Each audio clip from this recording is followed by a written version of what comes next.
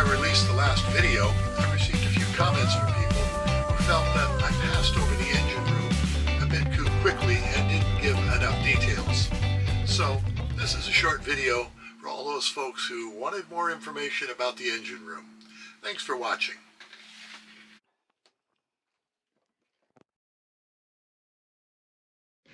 Immediately when you open the engine room door, on the right, you'll find our diesel fuel filter. This is a Raycor filter. I particularly like this filter because it has a small pump built into the top of it, which makes priming the engine real simple and straightforward. I know there are some people who feel that this isn't a good thing, and they claim that the pumps fail, but I've had good luck with it. Behind the pump is the overfull tank for the freshwater cooling. All the way back on the back wall, there's a fire extinguisher. This is an automatic halon fire extinguisher. And hiding behind the hose here are the wrenches that I use for adjusting the stuffing box. I say use and adjusting. Typically, if I have to adjust it once a year, that's about it. But they're there just in case I need them. The doors on the side of the engine room I've alluded to in other videos. But having these doors open up really makes access to any part of the engine or anything within the engine room very, very easy to work on. Over here on the starboard side, the blue top battery, Optima, is the one that we use for our engine starting battery. The other gray batteries you see here are North Star gel cells. That is our house bank. There are 3 of them for a total of 315 amp hours, of which roughly, because they are gel cell, roughly 50% is usable. So we've got, in round numbers, 150 amp hours of usable power. Now, on a day-to-day basis, our solar panel does a lot of charging for us.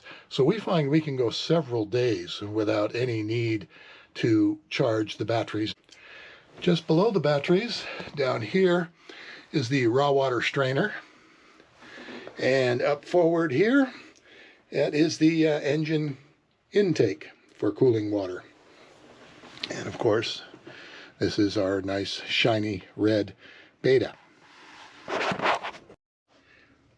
On the side wall here in the engine room is our regulator for our solar panel. And this is the vent loop for the exhaust on the new shiny red Beta. What you see up here is the back of the battery selection switch. Most of the engine room is lined with sound insulation, and it does help quite a bit. This is some of the sound insulation on the back of the engine room door. Ideally, I would like to put some up under the cockpit sole, but I haven't gotten around to that yet. Looking at the forward bulkhead of the engine room, you'll see the engine room light, obviously.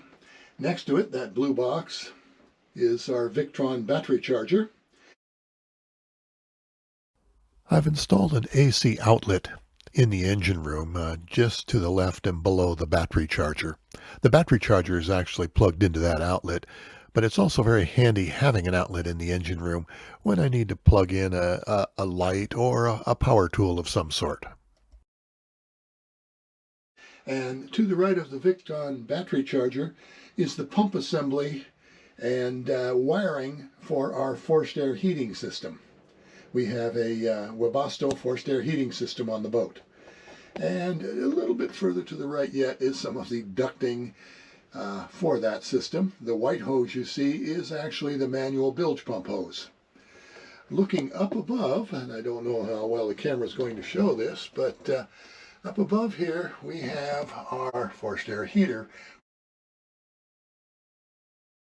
which is mounted to the underside of the deck. That unit you see covered in orange there, that is the exhaust line that runs out the side of the hull.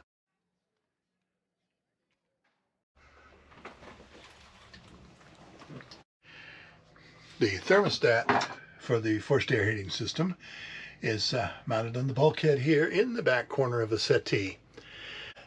And this was a good location. It's out of the way, yet visible easily from anywhere inside the cabin.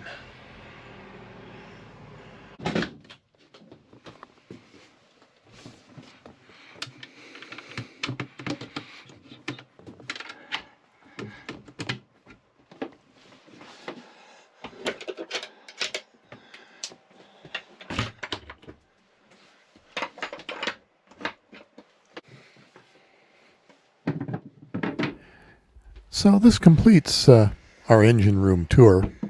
I hope this more detailed explanation answers all of the questions. Thanks for watching.